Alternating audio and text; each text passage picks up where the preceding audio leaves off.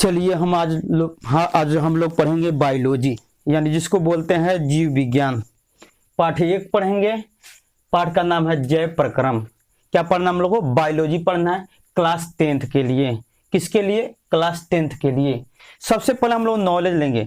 जैसे बायोलॉजी है, बुक है, इसी से पहले हम समझाते हैं। जैसे कहा है कि यानी जैव प्रक्रम क्या है उसके बारे में थोड़ा सुना जाए। कह रहा है कि यह विश्व सजीव और निर्जीव घटकों से बना है। ये जो विश्व है सजीव और निर्जीव यानी जिंदा और मुर्दा जिसको बोलते हैं, यानी घटकों से बना है। सजीव और निर्जीव दोनों साथ साथ होते हैं, दोनों समान तत्वों से बने होते हैं, दोनों पर ही प्रकृति के सभी नियम समान रूप से लागू होते हैं। निर्जीव हो या सजीव हो, दोनों पर प्राकृतिक मतलब भगवान का जो है नियम समान रूप से लागू होते हैं। अतः स्वाभाविक रूप से प्रश्न यह उठता है कि इनकी मौलिक समानताओं के बाद भी सभी जीवधारी अपने आसपास की निर्जीव वस्तुओं अथवा पदार्थों से इतने भिन्न क्यों हैं। अब बात उठ जाता है कि सभी जितना भी आसपास के जितना भी वस्तुएं हैं या पदार्थ हैं एक दूसरे से भिन्न क्यों हैं, उसके बारे में। आगे क्या दिया है कि सजीव और निर्जीव के बीच विभिन्नता के मौलिक कारण इस प्रकार है। और सजीव और निर्जीव के बीच यानी भेदभाव आता है।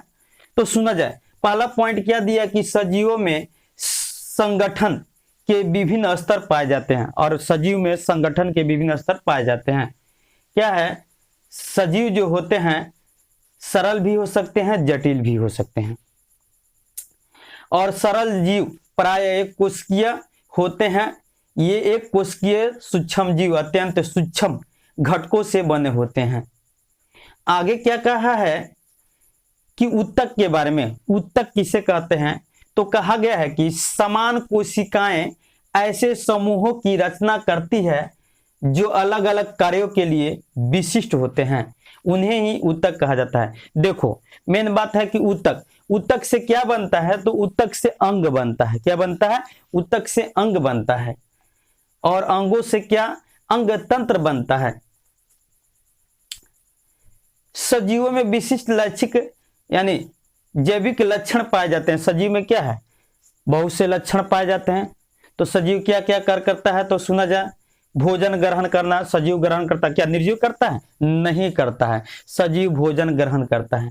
सजीव सांस लेता है, वहन करता है, वर्ज्य पदार्थों का परित्याग करता है यानी बेकार जिसको निकाल देना बाहर, वृद्धि करना, गति करना, ये सभी क्या है? सजीव में गुण पाए जाते हैं।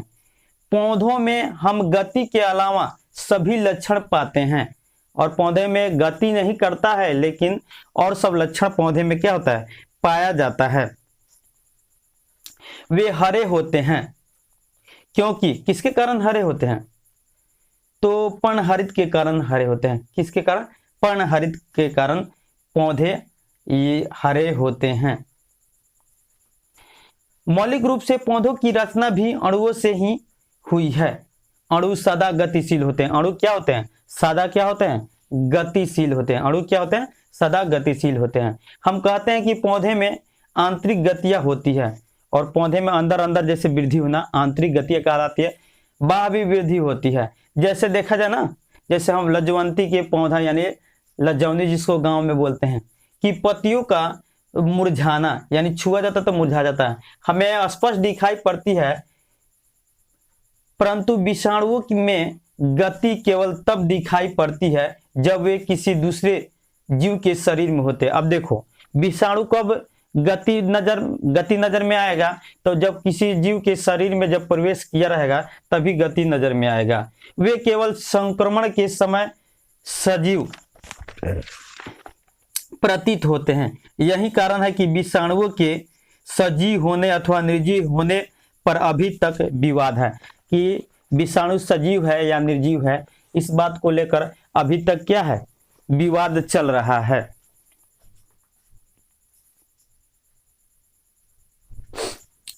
नेक्स्ट में चलते हैं। पॉइंट नंबर 3 दिया कि सजीव अपने शरीर की मरम्मत और उनका अनुरक्षण करते हैं। सही बात है, सजीव जो है अपने शरीर का हमेशा मरम्मत करते रहते हैं और अनुरक्षण का भी कार्य करते हैं। आगे लाइन क्या दिया है? अगर कोई भी सजीव अगर अनुरक्षण का कार्य नहीं करती या मतलब मरम्मत का कार्य नहीं करती तो क्या हो जाता, शरीर मृत समान हो जाता। जैसे हम लोग को देखते हैं कि शरीर में किसी भाग का कट जाना, फिर हम लोग शरीर से यानी शरीर के द्वारा क्या मरम्मत किया जाता है, तब ना उस भाग पे क्या मांस का उग जाना, मरम्मत होता है पहले। आगे दिया हुआ है पोषण किसे कहते हैं, यानी सजीवों का भोजन ग्रहण यानी भोजन ग्रहण करना, सजीवों का भोजन ग्रहण करना तथा उसके द्वारा शरीर का निर्माण एवं शारीरिक क्रियाओं का संचालन पोषण कहलाता है। यानी जो भी सजीव होते हैं जो भोजन ग्रहण करते हैं और उसे क्या करते हैं, शरीर का निर्माण होता है और शरीर की क्रियाओं का संचालन भी होता है, जो चीज शरीर से आप करते हैं उसका संचालन होता है, सब क्या है तो पोषण में आता है। शरीर के बाहर से ली गई यानी शरीर के बाहर से ली गई ऑक्सीजन द्वारा भोजन के विघटन से ऊर्जा प्राप्त करना श्वसन कहलाता है। अब श्वसन में डिफिनेशन यहाँ पे दिए हुए हैं, बताएंगे अभी, पहले सुना जाए नेक्स्ट में। आगे क्या दिया है कि वे सभी प्रक्रम जो सम्मिलित रूप से अनुरक्षण का कार्य करते हैं जैव प्रक्रम कहलाते हैं। तो जैव प्रक्रम थोड़ा सुनना है। जैव प्रक्रम में क्या क्या होता है, पोषण, श्वसन, वहन, उत्सर्जन, ऐसे प्रक्रम जो शरीर का अनुरक्षण करते हैं, ये सब क्या जैव प्रक्रम में आते हैं।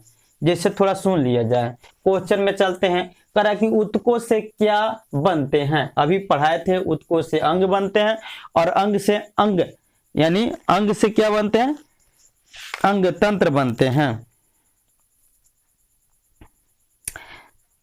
आगे सुना जाए, दिया जैव प्रक्रम किसे कहते हैं, तो वे सभी प्रक्रम जो सम्मिलित रूप से अनुरक्षण का कार्य करते हैं यानी रक्षा करने का, शरीर की मरम्मत करने का कार्य करते हैं, जैव प्रक्रम कहलाते हैं।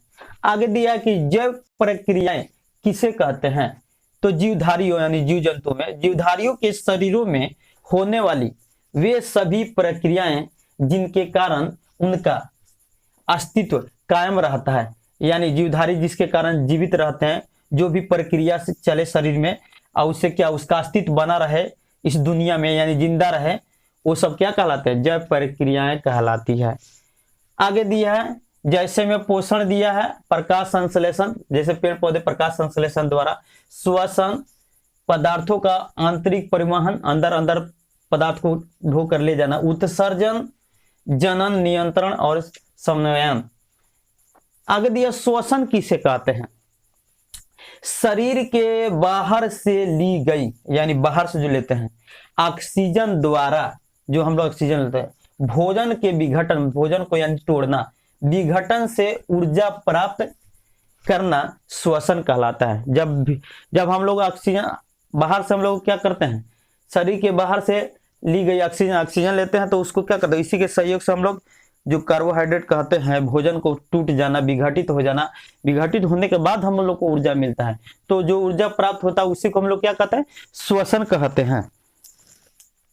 नेक्स्ट में सुनना है, थोड़ा सुनिए आगे।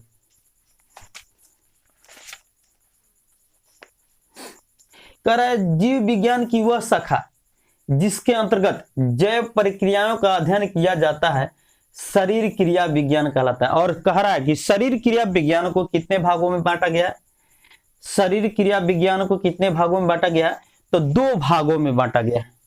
पहला क्या दिया है, पादप शरीर क्रिया विज्ञान।